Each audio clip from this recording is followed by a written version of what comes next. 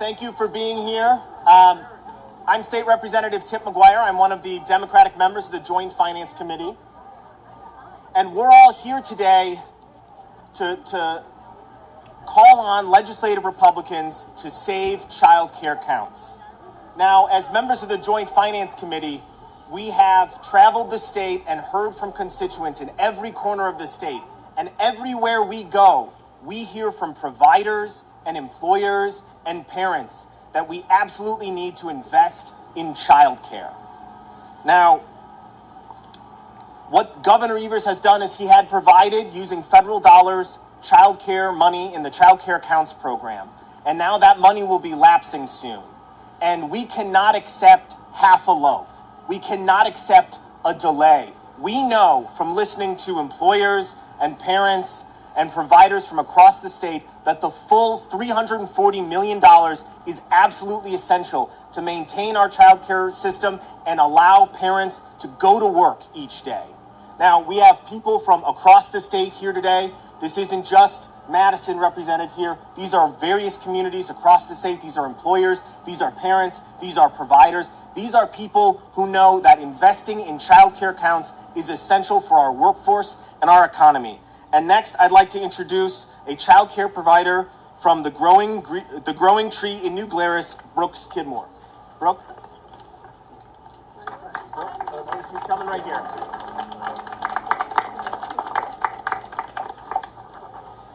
Thank you. My name is Brooke Skidmore. I am the co-owner, director, and a teacher of a group child care center in rural Wisconsin.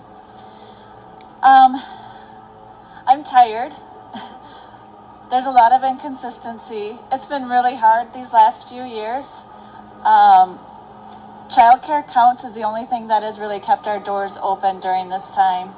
And it's frustrating because we have wait lists a mile long, but I have rooms that sit empty because I can't get the teachers. And I can't get the teachers because of the pay. And the only thing that has helped right now is the child care counts funding. Because of the funding, the state of Wisconsin was able to raise the average teacher wage from $10.66 an hour to $12.66 an hour. And that is sad. And it's sad that there are people in this building today that are going to make a decision whether or not to take that $2 away from the teachers and essentially decrease our workforce, cause billions of dollars of loss because we are losing $4 to $6 billion a year due to lack of childcare. So if you think this is only a problem for families with children, we are all stakeholders in the care for these children. When we don't take care of them, we do later. So just as a few weeks ago, when the same legislative body agreed to put billions of dollars into the corrections, the criminal system, why don't we invest in our kids so that we can avoid those criminal systems, so that we can give these children a chance? So many children by the age of 5 have so much already set against them. When children experience adversity like generational poverty, violence in their neighborhood, addiction in their home, they need a safe space to go to. And that's what child care is. We are able to show kids that they are worthy of love, that we do care about them, and that it doesn't have to be the way that they've been experiencing it. And it makes no sense. There is no logical reason not to fund this. When we think about it fiscally, it saves money. It's morally right. It helps the workforce. So when they meet today, and if they choose not to fund child care counts or partially fund it, they are shutting down child care. And it's not an anecdotal statement. Surveys have been done. 25% of child care will close in the state of Wisconsin if this does not continue, if child care counts ends. So their decision they make today, they know what will happen. They know that child care will be closing, that families will no longer be able to work because they don't have care for their children. So that's a decision that they are going to make today. And to me, it's a no-brainer. However, if they choose not to fund it and you can't find workers, you know who to to blame for that, I guess, to hold accountable, because over 80% of voters in Wisconsin agree to support childcare. So if they're not going to listen to their constituents, then why are they in that position?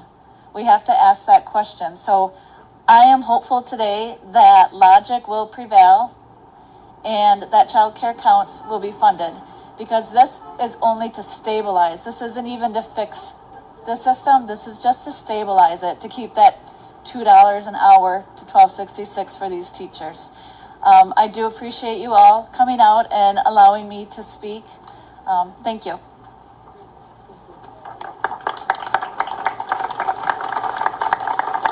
Next up, we're going to have Macy Bueller, a child care provider at the Yahara River Learning Center. Macy? Thank you. Hello, I'm Macy Bueller. I own Yahara River Learning Center in DeForest, Wisconsin. I am also here to explain that Child Care Counts has been essential to my program. It has been 20% of my revenue. It has allowed parents' costs to stay down, while I can also raise the wages and bonuses for my staff, and I have been able to retain staff during this time. It has not helped us gain more staff, but to retain.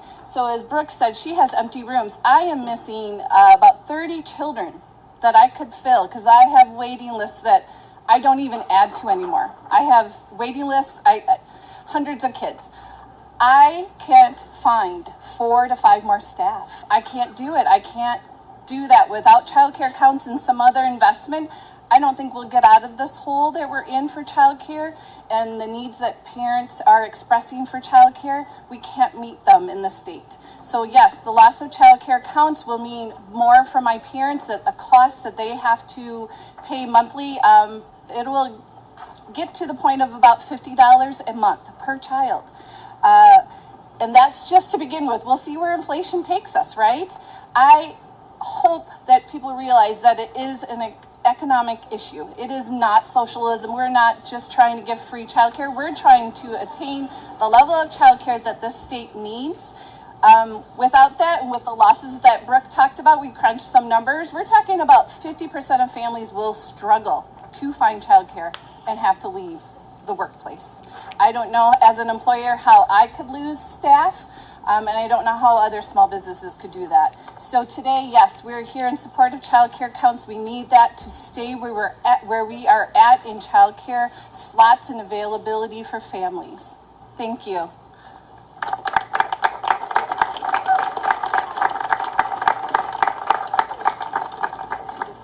Hello, I'm Wisconsin State Senator LaTanya Johnson. Prior to being elected, I was a child care provider. I was a child care provider in Milwaukee, Wisconsin, and I cared for 100% low-income children. I cared for some of the city's poorest kids. I have to say that the one thing that the pandemic did was highlight the importance of child care. Because of the pandemic, the state realized just how important child care providers really are. But for parents who get up and go to work every day, they understood long before the pandemic hit the importance of quality child care and just what these providers bring to their children's lives every single day. For the employers that rely on that workforce to keep their factories open, to keep those grocery stores open that we relied on every single day during the pandemic, for those hospitals that relied on those frontline workers to get up every single day to go to work to save our lives. They knew the importance of those child care providers and keeping their doors open so those hospitals could stay open to treat their patients. We know that we lost a third of our daycare centers in this state during the pandemic. And as of October 2022, 32% of operators were considering closing.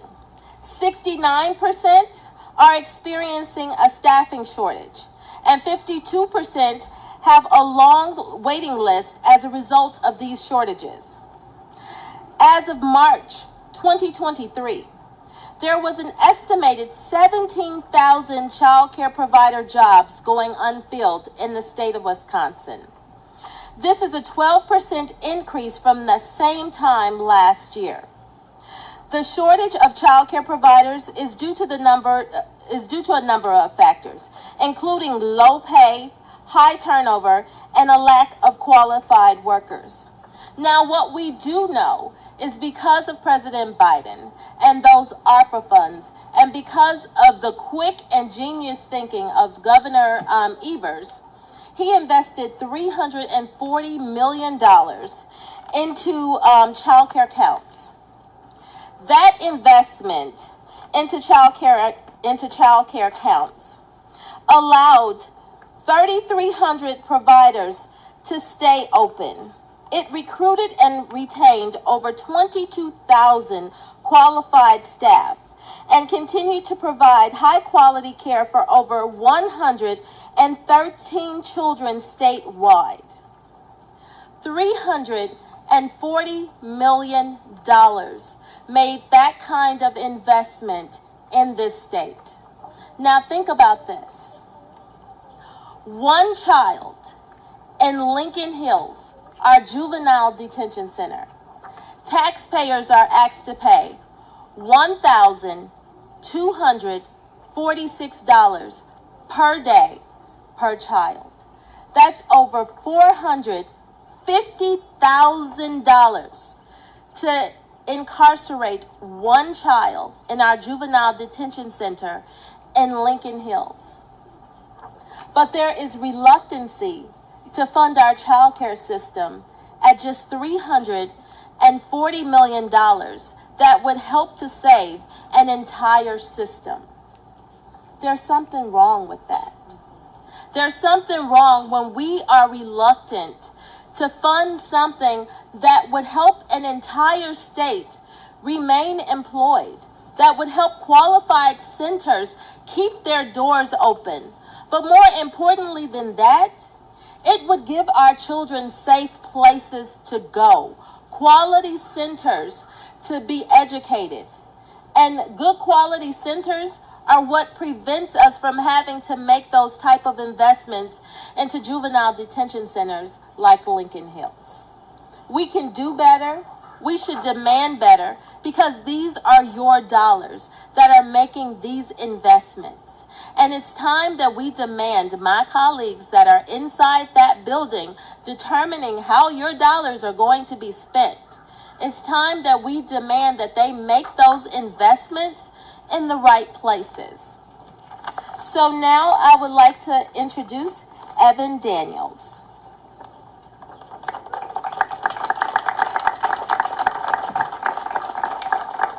Hi there, my name is Evan Daniels. I'm the owner of Cadre Restaurant, and I'm here on behalf of Cadre Restaurant and the Main Street Alliance.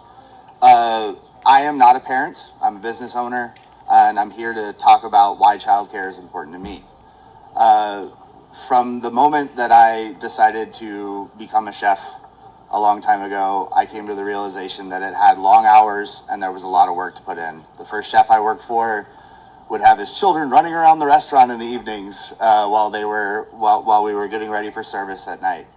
And I realized pretty early on that like being a parent and a restaurateur was very, very hard. And as I continued to go through the industry and eventually become a business owner, I realized that access to childcare, like accessible, affordable childcare, is probably the single largest hurdle that stops people from having a job in my industry versus being able to have a career.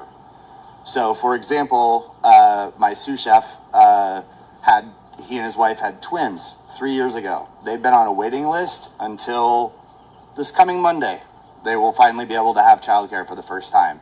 But for the last 3 years, I haven't had a manager working in my business because he needed to stay at home and take care of his children.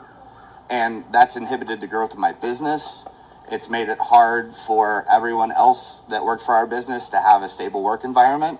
And it makes the people who want to make decisions to start a family realize that they need to get out of an industry. And the smaller the business, the harder it is to tackle these obstacles. So if there was accessible, affordable childcare, it would help turn working at a small business like mine from a job into a career.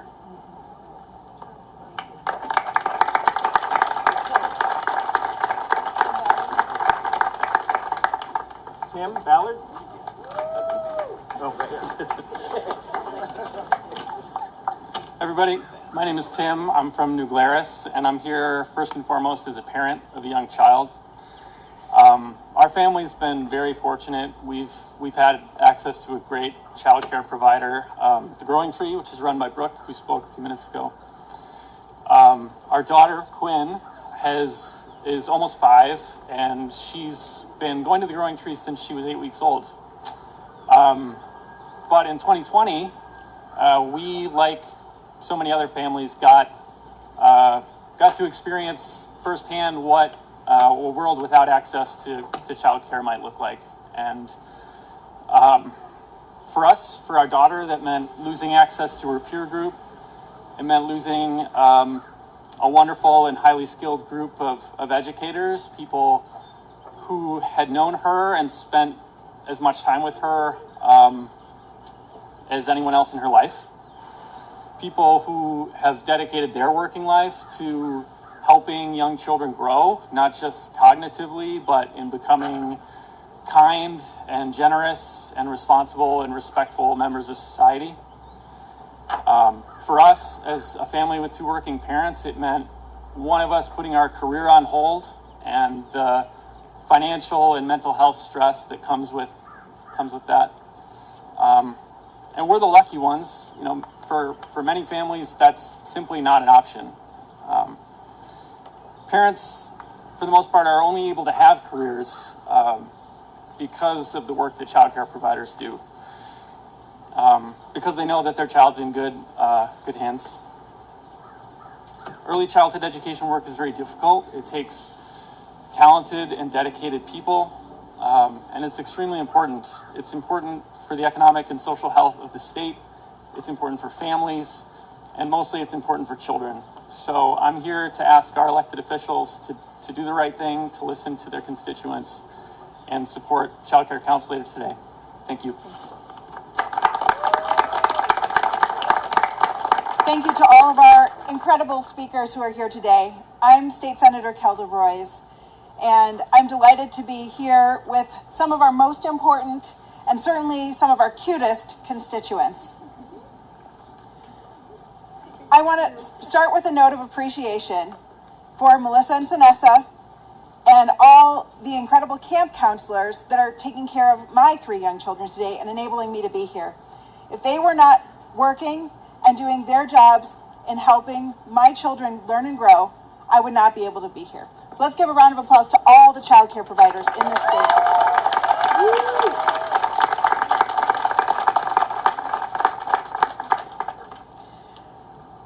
This country does precious little to help parents. We are the least friendly developed nation in which to become a parent. And it starts even before birth with inadequate health insurance and prenatal care. We don't have any national paid family leave. We have some of the highest infant mortality rates in the developed world, and our racial disparities are off the charts, especially here in Wisconsin. And we do, up until the pandemic, we do almost nothing for childcare, except during World War II, when we realized that in order to keep the economy going, we had to actually have publicly funded and supported childcare. But ever since then, we have been underpaying and underinvesting in our most important resource, which is our children, our young children.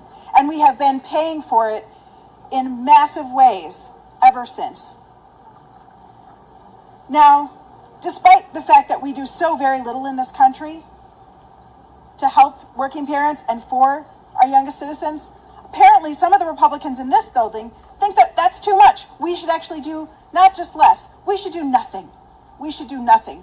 We have a program called Child Care Counts that was a bipartisan program during COVID that saved our child care infrastructure. We already lost too many businesses, a third of our child care slots, but it would have been much, much worse had it not been for childcare counts. And yet, still, there are people in this building who are prepared to eliminate the program, to end funding. And that will have a devastating impact, as you've just heard from our childcare providers. It means we will lose at least a quarter of our childcare slots. It means that childcare workers, who are already some of the lowest paid workers in any industry, wages averaging $11, $12, $13 an hour, will be paid even less. Even fewer people will be able to afford to go into careers that they love and that they're good at, and that often require degrees. It means that parents who are already faced with incredibly expensive and unaffordable tuition, costs more to have a baby in childcare or even a 2-year-old in childcare than it does to go to our great University of Wisconsin-Madison for 4 years. Yearly tuition is more expensive for childcare, and it's going to cost parents even more. But what's most likely going to happen is that that gap is going to be too big, and people are going to have to drop out of the workforce. Today, even with childcare counts, there are thousands of parents in every single part of the state, in every single legislative district, that want to be in the workforce, that would love to be filling a job that an employer needs, that would love to be working hard at a career that they trained for, and they are unable to do so because they cannot afford the few childcare slots that there are, or more likely because there is no childcare. There's just no slot. I had my first baby almost 10 years ago, and you know what? And I live in Madison, which is a pretty good place for childcare. There are many, many wonderful centers. The only reason that I was able to have my baby in childcare when she was a baby is because I got on that waiting list before I got married. How's that for planning? That is ridiculous. And yet the Republicans in this building think that the bare minimum that we're doing right now is too much for our kids. We know that being in a great early childhood education system doesn't just help kids be ready to learn and make their academic career start smoothly. We know that it has lifelong positive impacts on their academic, intellectual, socio-emotional development. There is no greater use of a public dollar than to put it into our kids. And I understand that the Republicans in this building don't want to spend a public dollar on anything except a tax break for the wealthy. But I cannot for the life of me understand how they think we're going to have an economy if people cannot go to work. And I don't understand how they can look at these children and say, you don't deserve that. This is too much for you. You don't deserve to have the best teachers that are fairly paid. You don't deserve to go to centers that are financially sustainable, that are run by people who don't have to be on public assistance. You don't deserve to be ready to go to kindergarten. Or you should only be able to have it if your parents have the right kind of job. What kind of a society do they want? What kind of an economy do they want if they're unwilling to do even the bare minimum at a time when we have a $7 billion surplus? We've got the money. It's already being spent right now to keep these centers going. And if they end this program, if they kill it in this building today, I guarantee you we are going to have mass daycare closures, and we will be there. We will be there, and we will hold them accountable for what they have stolen from our workers, from our small business owners, from our big business owners, from our schools, from our communities, and from these children, the future they have stolen. We will hold them accountable. So we're saying here today, we demand full funding for child care counts, $340 million, just like the governor said. Continue this program, or you'll see a lot more of us. Thank you very much.